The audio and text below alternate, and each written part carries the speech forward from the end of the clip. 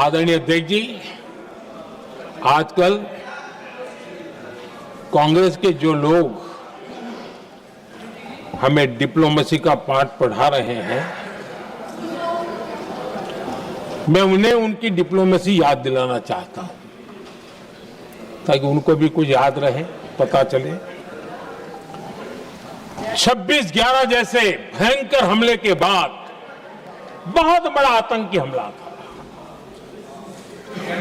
कांग्रेस का पाकिस्तान से प्रेम नहीं रुका। इतनी बड़ी घटना 26/11 की हुई थी। विदेशी दबाव में हमले के कुछ हफ्तों के भीतर ही कांग्रेस सरकार ने पाकिस्तान से बातचीत शुरू कर दी। आदरणीय अध्यक्ष जी, कांग्रेस सरकार ने 26/11 की इतनी बड़ी घटना के बाद भी एक भी डिप्लोमेट को भारत से बाहर निकालने की हिम्मत नहीं की। छोड़ो, इधर एक वीजा तक कैंसिल नहीं किया, एक वीजा तक कैंसिल नहीं कर पाए थे। देश पर पाकिस्तानी स्पॉन्सर बड़े बड़े हमले होते गए, लेकिन यूपीए सरकार ने पाकिस्तान को मोस्ट फेवर्ड नेशन का दर्जा देकर रखा था। वो कभी वापस नहीं लिया था। एक तरफ देश मुंबई के हमले का ये न्याय मांग रहा था, दूसरी तरफ कांग्रेस पाकिस्तान के साथ व्यापार करने में लगी थी।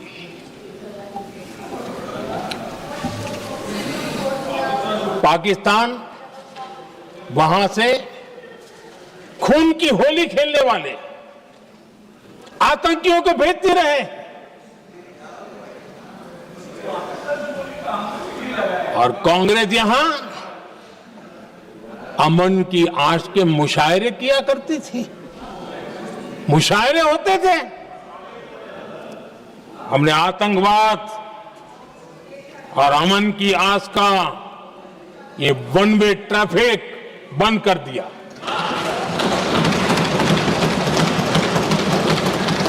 हमने पाकिस्तान का एमएफएन का दर्जा रद्द किया, वीजा बंद किया। हमने अटारी वाघा बॉर्डर को बंद कर दिया। आदरणीय अध्यक्ष जी,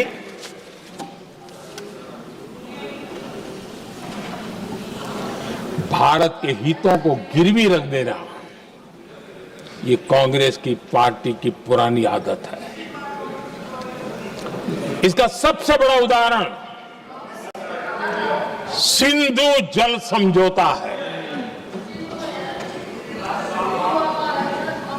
सिंधु जल समझौता किसने किया? नेहरू जी ने किया। और मामला किससे जुड़ा था? भारत से निकलने वाली नदियां, हमारे यहां से निकली हुई नदियां, उसका वो पानी था। और वो नदियां हजारों साल से भारत की सांस्कृतिक विरासत रही है, भारत की चैतन्य शक्ति रही है। भारत को सुजलाम सुफलाम बनाने में उन नदियों का बहुत बड़ा योगदान रहा है। सिंधु नदी जो सदियों से भारत की पहचान हुआ करती थी, उसी से भारत जाना जाता था। लेकिन नेहरू जी और कांग्रेस ने सिंधु और झेलम जैसी नदियों पर विवाद के लिए पंचायत किसको दी? वर्ल्ड बैंक को दी। वर्ल्ड बैंक फैसला करे क्या कर रहा है। नदी हमारी, पानी हमारा।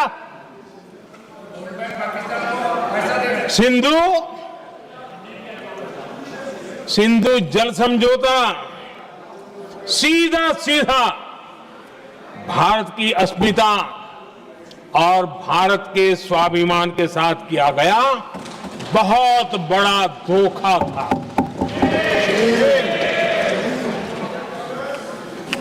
आदरणीय अध्यक्ष जी, आज के देश के युवा ये बात सुनते होंगे तो उनको भी आश्चर्य होगा कि ऐसे लोग थे हमारे देश का काम करते थे।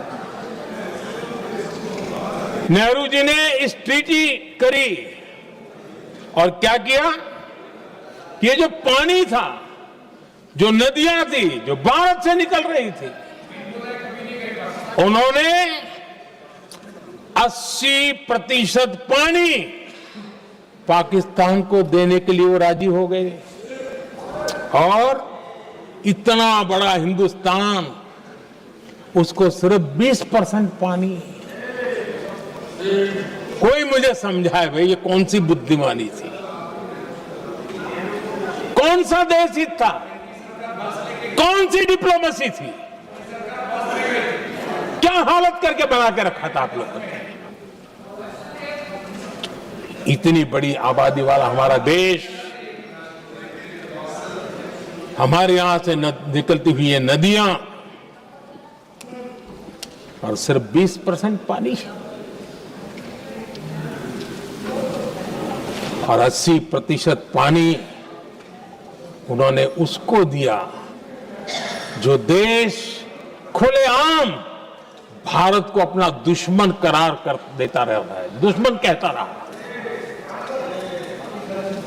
और ये पानी पर किसका हक था? हमारे देश के किसानों का, हमारे देश के नागरिकों का, हमारा पंजाब, हमारा जम्मू कश्मीर, देश के एक बहुत बड़े हिस्से को इन्होंने पानी के संकट में धकेल दिया इस एक कारण से। और राज्यों के भीतर भी पानी के लेकर के आपस में संघर्ष पैदा हुई है, प्रतिस्पर्धा पैदा हुई, और उनका जिस पर हक था उस पर पाकिस्तान मौज करता रहा।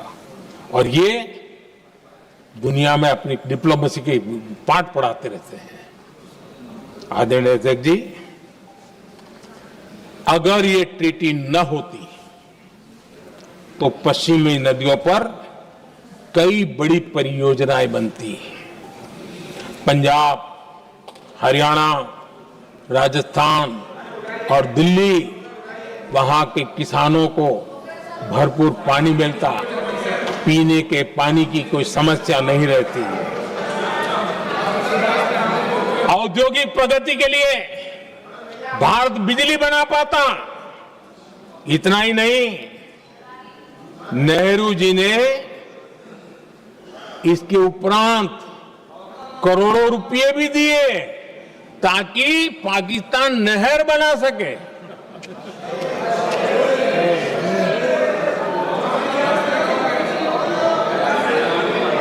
आदरणीय अध्यक्ष जी, इससे भी बड़ी बात, देश चौंक जाएगा। ये चीजें छिपाई गई है, दबा दी गई है। कहीं भी बांध बनता है तो उसमें एक मैकेनिज्म होता है उसकी सफाई का, डीसिल्टिंग का। उसमें जो मिट्टी भर जाती है, बाकी घास वगैरह आकर के भर जाता है तो उसकी कैपेसिटी कम होती है, तो उसकी सफाई के लिए यानी इनबिल्ट व्यवस्था होती है। नेहरू जी ने पाकिस्तान के कहने पर यह शर्त स्वीकार की है कि इन बांध में जो मिट्टी आएगी, कूड़ा कचरा आएगा और बांध भर जाएगा, इसकी सफाई नहीं कर सकते, डिसिल्टिंग नहीं कर सकते हैं।